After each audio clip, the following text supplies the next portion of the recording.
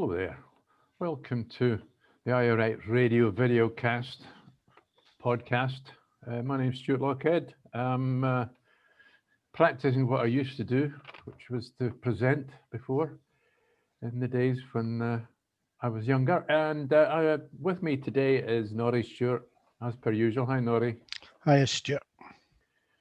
We've got one or two items to cover. We'd probably cover a few small items rather than get stuck into anything big, although today was the review of the extra measures that were brought in, COVID measures that were brought in on the 22nd of September. It was a 3-week legal review, and so we had a rather strange virtual statement at Holyrood, which was a bit odd. So we watched that. There's one or two items in that to cover. There's SNPBaad story from the BBC about Blackpool. We could cover a bit of the poll, the breakdown and the English impact. The travel ban has brought up a few interesting stories, or the potential of a travel ban. And of course, Union Jacks on Scottish produce. Well, I missed that one completely. So I'll leave that one to you. But FMQs today was Corvid FMQs virtual. Yeah. Nothing really. It was almost like the party leaders didn't want to put their foot in it. Kind of didn't want to be too aggressive about anything. But the usual questions came up. It was interesting that she had to point out to Willie Rennie that she was explaining once again to him what various words meant, and that we wouldn't be eradicating the virus before we got an injection for it. It was fairly boring, I have to say. I found it started off rather badly for Ruth Davidson, because you would have thought with the Tory money that she keeps trousering, and for television money she keeps trousering, she would have had a fibre broadband link. Her link wasn't good, was it? No, but gosh, wasn't that a joy? And I watched, I paid attention to the information, the statement about the virus, and it's got worse. 1,351 more positive cases. We've now got 600 in hospital, and unfortunately there were 13 deaths yesterday. It's getting worse. 450 of the infected new infections are in Glasgow area, 374 in Lanarkshire, and 161 in Lothian. Lothian, where we are, where it seems to steadily be at the moment safer, shall we say? Well, yeah, but it's still going up though. I mean, I think we're maybe at the point, well, I personally seem to be at the point where I'm almost accepting that without another full lockdown, I think these are going to be the kind of figures, the average figures we're going to get for the next few months. That was the other aspect I noticed, that she ran through, it wasn't absolutely clear, but she, like she does with her COVID statement to the press, she ran through one or two things that she wanted to draw attention to. And where was it? She kind of mentioned it. We were getting alerted to what it's going to be like for the next 6 months. I think so. I mean, the thing that stood out to me was, I think we're going to have a mandatory face masks unless you're eating and drinking. Seems to be the way they're going to go. Workplace canteens and also workplace corridors.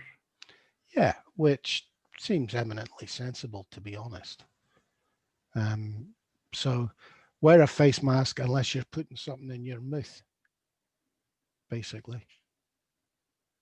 So we're looking at, let's see, anyway, so we've got next week, she's called a meeting of the party leaders at Holyrood and going to update them on their strategic thinking, which would include, in particular, expanding testing. But Yeah, not just, there are other aspects. I think this maybe will be about some sort of traffic lights idea, where effectively if an area gets above a certain number per 100,000 infections, they go into a band, whether it's closing hospitality, whether it's closing shops, I don't know. I do think there'll be a much more austere lockdown band in amongst that than there is in England. She mentioned that they would publish their specific details, how and she talked again. I think this is political. She talked about they might be called, there'll be tiers or levels. I think sometimes she does deliberately give them a different name here than in England. Yeah, but I can't see her following England exactly. I think at the very least there'll be a more austere level in Scotland, because the English level 3, I don't think is even as hard as what's happening in the central belt at the moment. Not the easiest of things to compare with, but I agree with you there. She, as part, when she was talking about this strategic framework that they're going to publish and then debate about, this is for the long term. In other words, the new normal, as they used to talk about before we got here, and it's compliance with facts, which is that wash handing and sorry, and test and protect. Now, why raise that issue unless you're going to add enforcement, would you think? Well, I mean, it's an impossible thing to enforce. I mean, you can't, you're dependent on the goodwill of the people. I mean, are the police going to follow you around and make sure you wash your hands every 15 minutes? I wonder why I wrote compliance with it. I don't know. And then she said, very difficult.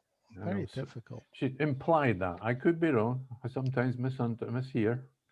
Well, I mean, I think the meeting on Monday will be important between all the party heads, because if they come out of that with an agreed strategy, it makes a big difference to the pressure on the Scottish government when they have to make decisions. Yeah.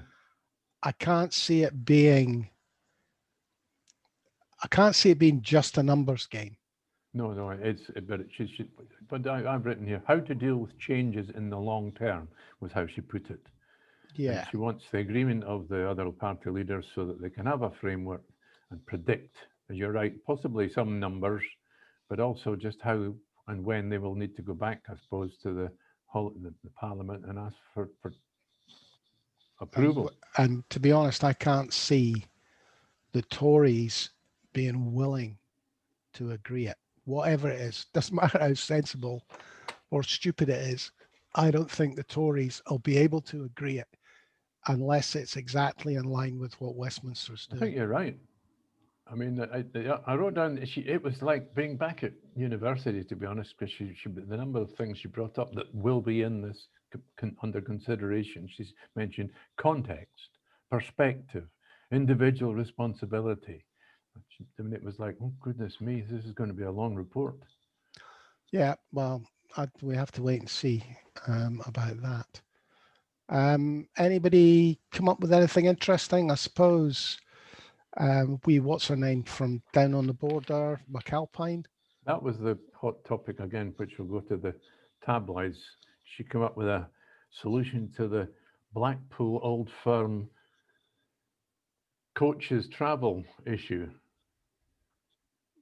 suggesting that Sky should make the match free on television.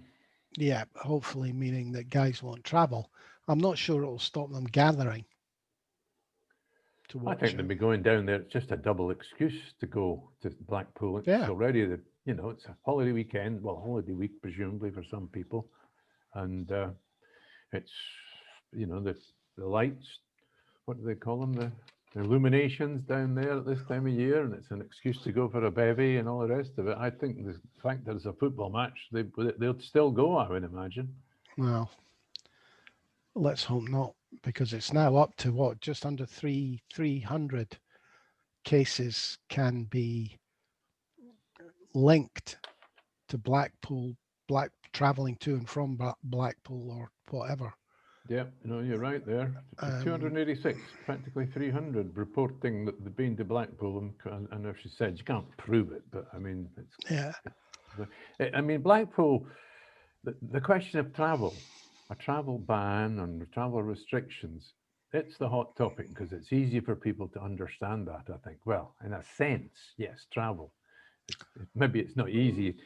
Can you go from here and Leith over to Dunfermline for a pint? Well, I've no idea. Maybe you can in the daytime, can you? I don't know. But you're not supposed to. I don't know. I don't intend to travel out of Edinburgh. But which it brings us back to the Mark Drakeford, the Welsh Wales. FM's position. Still waiting on an answer from Boris, which, he was never going to get. I mean, the English would not wear the Welsh wagging the English dog, the Welsh tail. No, absolutely would not. It's bad enough if the Scots do it, but with the Welsh, no. No. So there was no way Boris Johnson was ever going to restrict travel into Wales from And England. yet there is a logic to just have if you're in, say, level 3 in England, you shouldn't travel outside your area unless you have a good reason. Well, at work. Yeah, but because it's not law, it's guidance, the Welsh police can't stop them at the border and send them home. Well, they can. They did in the spring. Well, apparently they can't. They can't. Well, they did. Let me assure you, I've been checking up on what they're saying. What they did it in the spring. They have what do you call it? Fixed penalties they can issue. They're using the ANPR cameras to see where the where the cars are coming from. They can identify an English number plate from a quarter of a mile. The Welsh police. I'm not saying they can't do it. What I'm saying is, under the present guidelines, they can't do it. They can make it the law, and then they can do it. Well, they're saying the same as in Scotland. We'll encourage people. We'll educate, encourage, and only then, if they're lippy, will we enforce. It'll be interesting if it goes ahead. From a Scottish point of view, because you then have to ask the question whether the Labour Party would support an SNP. I can't see Sturgeon closing the English border. I can see her closing the border from parts of England, but I can't see her closing the Scottish border. And yet there is pressure within Scotland from the low population density parts of the country, the islands, the highlands, the borders. We heard from Christine Graham. She was saying people in Melrose and Innerleithen are worried about where are these. They're packed out with English visitors at the moment, and they don't know where they've come from, whether they've come from infected areas or not. Well, the borders vote Tory. So why don't they send a letter to Boris asking him to sort it? You know yourself that on holiday weekends in England, they come over the border from, in this part of the world, they come over the border from the Newcastle area. Yeah. Large numbers. I mean, exactly. If Boris was to do it, if Boris was to restrict travel from, say, the northeast into Scotland, it would be fine. If Nicola does it, it won't be anything to do with health. It'll all be about the Constitution. So we'll see. Maybe she needs a rammy politically, but it won't be treated like a sensible move. Well, apparently it's even all right. if it's It's all right for the, shall we say, the unionists in England to have a go at Scots on issues like this. For example, apparently the Tory MPs in Scotland are moaning on social media they come up with the story that the First Minister ordered an inquiry into why Marks and Spencer were selling Scotch beef with Union Jacks now instead of Scottish flags on them. I'm not sure whether the story is true or not, but I do know that someone else was pointing out that when Richie Sunak was in Scotland on the Isle of Bute, he was filmed on a ferry, I think he was, promoting Scottish tourism. It was a great brand.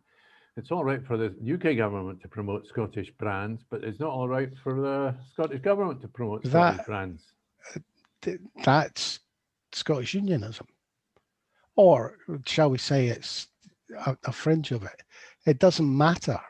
The Westminster government can do no wrong and the Scottish government can do no right. They cannot see the mote in their own eye.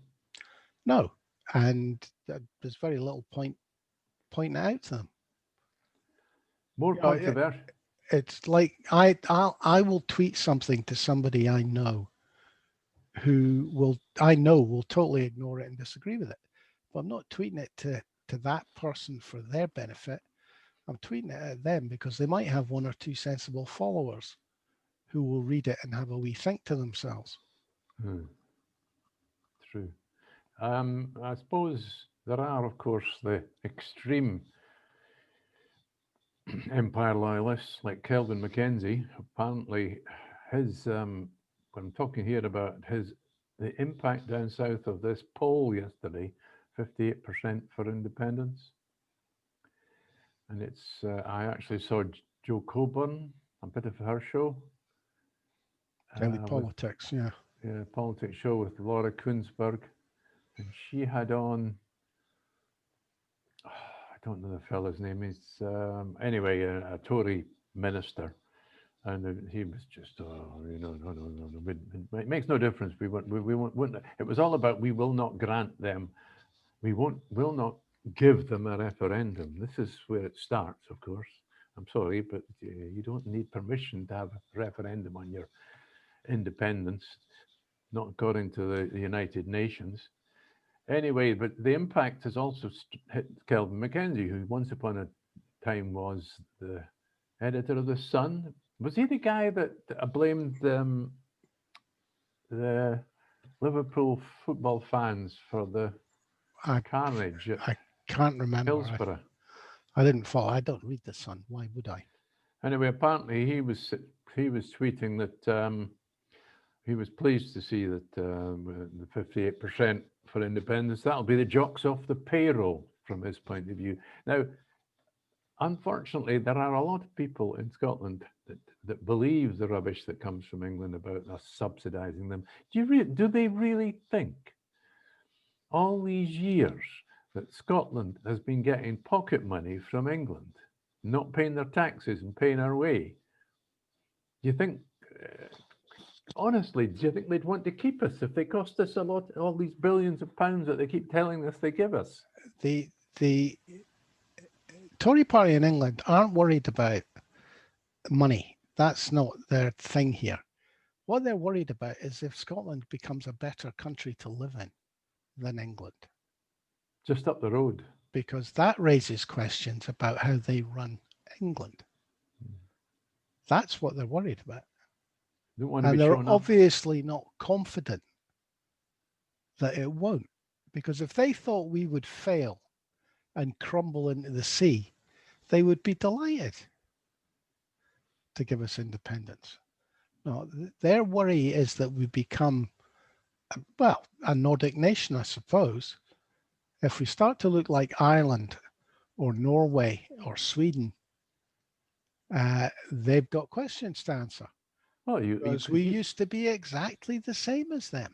You could say that about every single country that surrounds the British Isles. Ireland, Iceland, Norway, Sweden, Denmark, Germany, Netherlands, Belgium, France, and even if you want to be non-picky, Spain. Every single other country round about us. You just look at pensions. Seems to the pensions are double or treble if you go to Germany. So that's their worry. Their worry is that they're shown up to be the useless managers they are. Well, my opinion is that that's their worry. We are allowed our opinions on this show. Good. What else has come into your orbit today? Well, I was thinking there just in response to what you just said about, you know, how there was the internal market bill, and there was a question apparently asked in the House of Commons this week. How would this allow Westminster to stop free tuition at university in Scotland? And the answer, I believe, was either yes or was deviated from. It was deviated from. And that's an The example. answer that was given was basically that a single market was more important than anything else in the UK. So, in fact, it was a yes. Because these are the very examples of things being better in Scotland that they don't want to see from England. You know, the politicians don't want to see. Well, and the other point is the English votes for English laws. Scottish MPs could be excluded from voting on decisions that then become part of the internal market strategy, and Scottish MPs never get a vote on it. That's entirely possible. Education, health, etc., etc. If the Tories were to pass a privatisation bill for the NHS in England, Scottish MPs wouldn't have a vote on that. But once it became law in England, a minister could force the change on the Scottish government. Well, haven't they already started to privatise things in a really big way in England? You know, yeah. Apparently, this £12 billion has already gone to Serco, Deloitte, and all the G4S, all these companies to run a completely hopeless test and protect system. But it's the West Lothian question. But it's, if you like, the East Westminster question, because Scottish MPs will have been disenfranchised on making decisions that affect Scotland. And nobody, I think one or two people have finally grasped that. But that's a fact. So not only are they taking powers from Holyrood, they're disenfranchising Scottish MPs on things that may well affect Scotland. Well, what else have I got here? Level 4. We haven't been given clues as to what a level 4 might include. However, I had a look at what... Just concerning COVID, we're back to COVID. Back to COVID. And they have announced today that level 2, London's going into level 2, Essex, York, and part of Derbyshire. They haven't made an announcement yet about Greater Manchester. That's going to be huge if they force Greater Manchester in. Well, what I'm hearing at the moment is it's going into level 3. That's probably why they announced London on level 3. Ooh. It's probably why they announced London today, to pretend that they're, oh, well, you know, London's already in it, so... So where's this level 4 coming from? There isn't a level 4. There isn't yet a level 4, but obviously presumably there are other, well, there will be a level 4 if things get worse. And we had a look at what they're doing in Ireland to see what level 4 looks like there, and it's likely to be similar. Retail will be closed. So it'll be back to where we were with our lockdown in the spring. It'll just be food stores will be open and some specific other ones, but retail will be closed. What they call wet pubs in Ireland, I had to go and look that up. Do you know what a wet pub is in Ireland? Well, I suppose it's a pub that only does wet sales, which is an industry expression for bevy. No food. No food. They will only be allowed to sell people sitting in a beer garden up to a maximum of 15, which is an interesting idea. Hotels will only be allowed to have workers come and stay, no tourists. So these are actually quite, and I suppose I've no idea what the situation is with schools. You know, at the moment, they're Well, already they've extended the school holidays. in Northern Ireland. This is the thing, of Yeah. course. The worst bit in Ireland, interestingly, the worst areas in Ireland is actually along the border, so that you've got Donegal, Cavan, and I forget. Anyway, these are 3 counties on the border with Northern Ireland, and then 2 counties in Northern Ireland. So basically, it's along the Northern Ireland or Southern Ireland border is the worst, the most infected place in the British Isles. So we shouldn't mix the 2 communities then. Well, let's put it this way: you talk about a porous border. I think we've got That now problems. there's a question: will they ever shut that border for public health reasons? Yeah, well, I don't think they dare, would they? Let's not even go there, eh? Yeah. What else have I got? I've got here, I suppose, what I've got here is Dani Garavelli and the Salmond Inquiry. And this was a piece in the Guardian. Yes. Right. I didn't get it, so you'll have to explain it. Dani Garavelli has been accused by others of knowing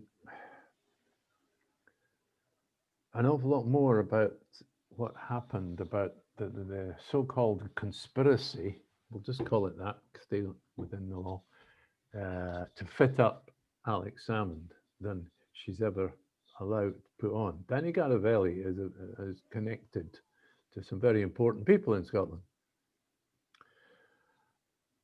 And she has been accused by Craig Murray, who's facing charges of contempt in court, of actually writing articles and exposing the identity of what some of the alphabet women by jigsaw identification.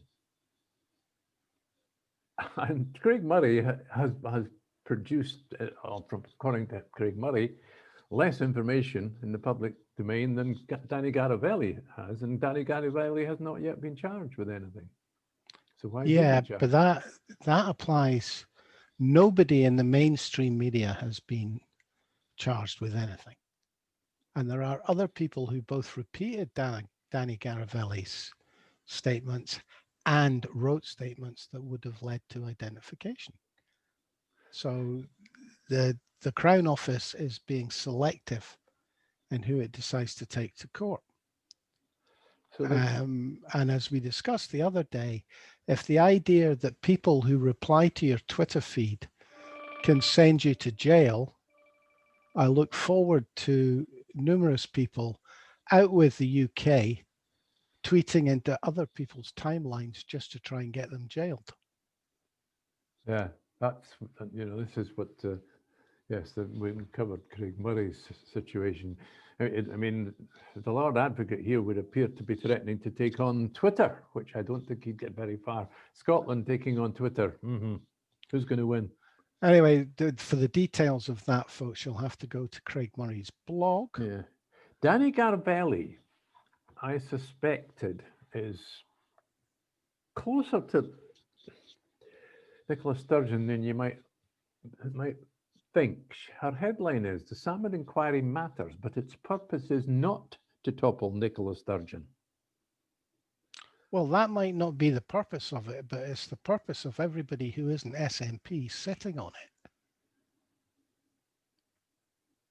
The scalps that may be claimed include the Permanent Secretary, Leslie Evans, the SNP's Chief Executive, Sturgeon's husband, and even potentially Sturgeon herself. The Tories in particular have been fixating on a forgotten meeting. What is Sturgeon supposed to have gained by pushing back the date she found out about the allegations by 4 days?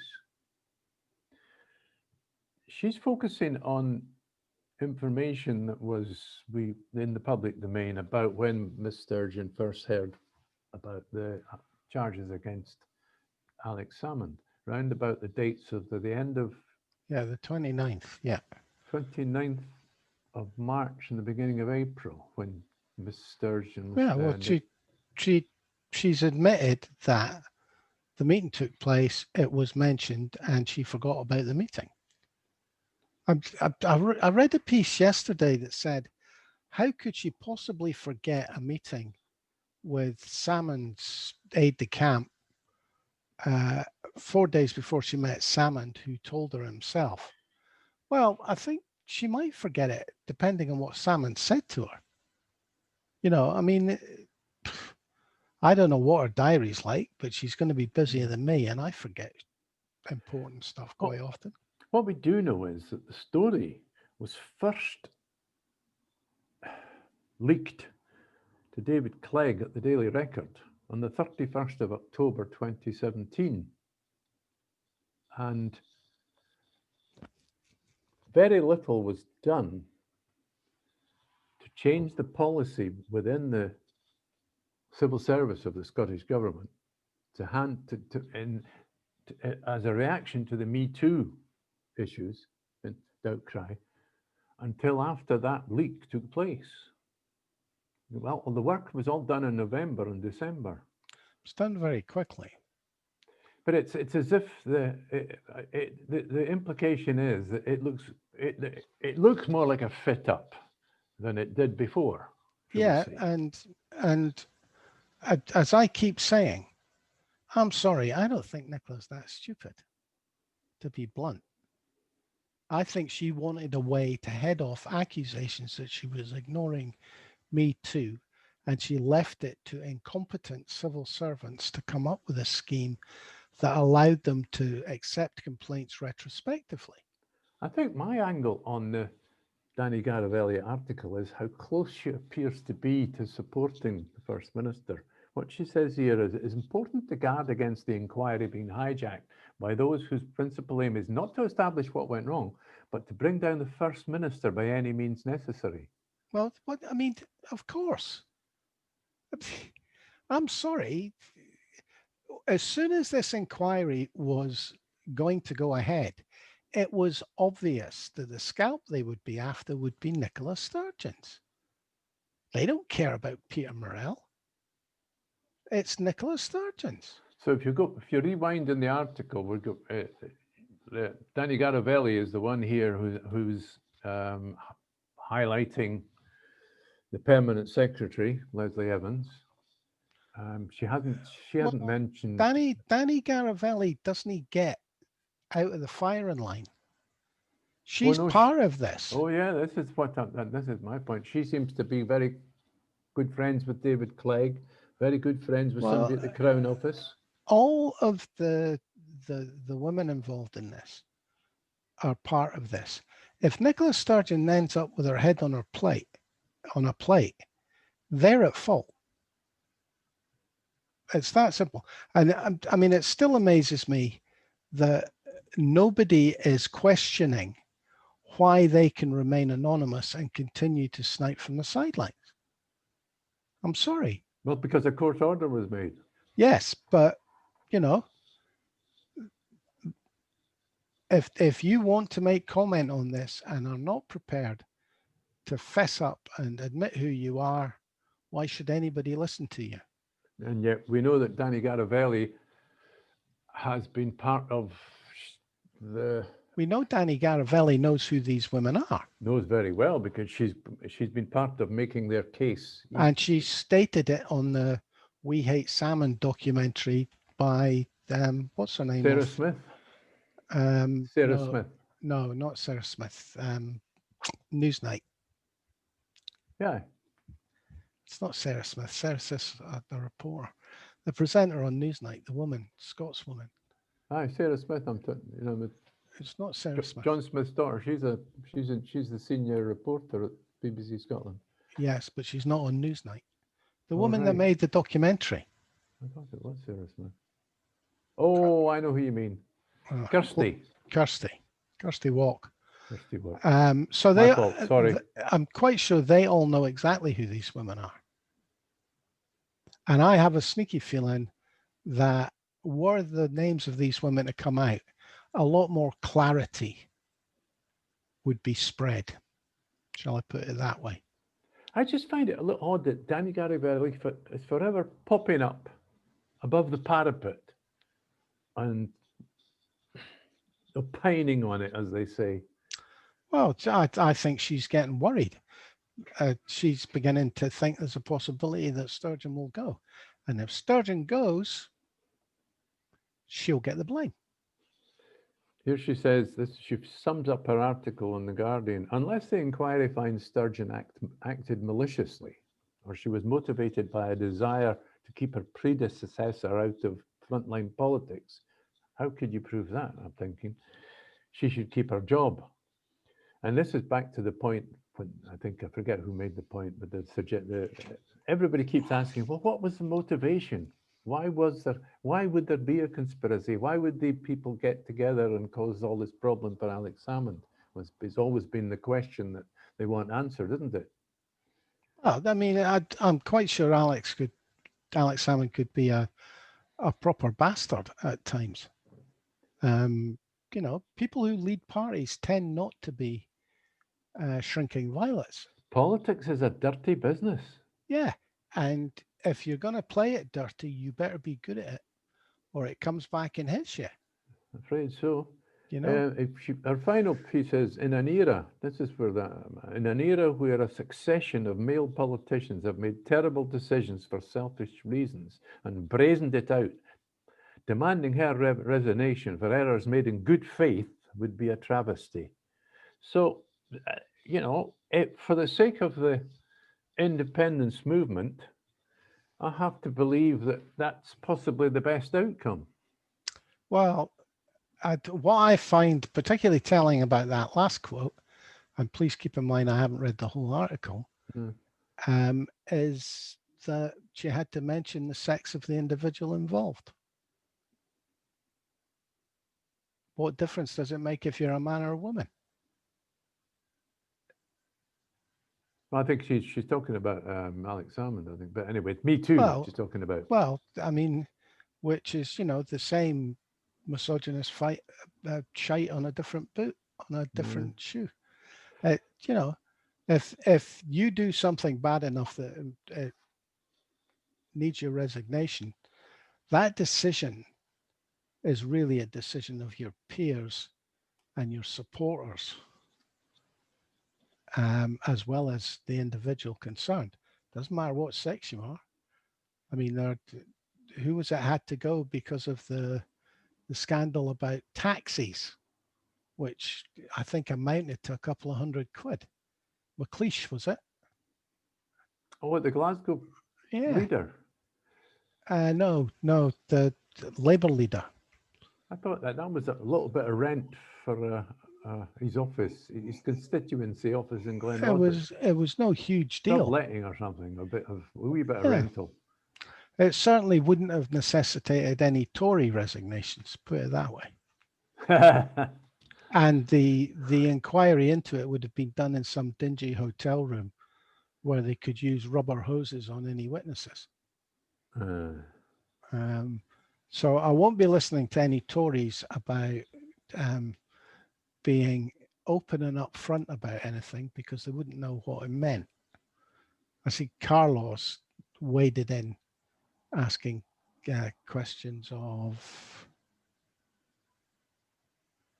the SNP, now what is she, convener, who their constituencies the same.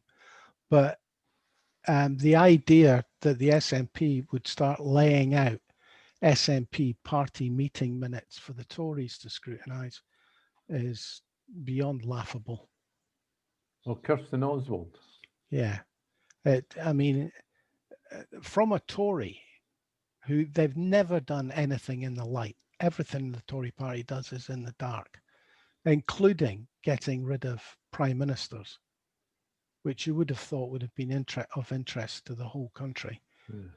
But the 22 committees sleek off into a wee cupboard and make these decisions.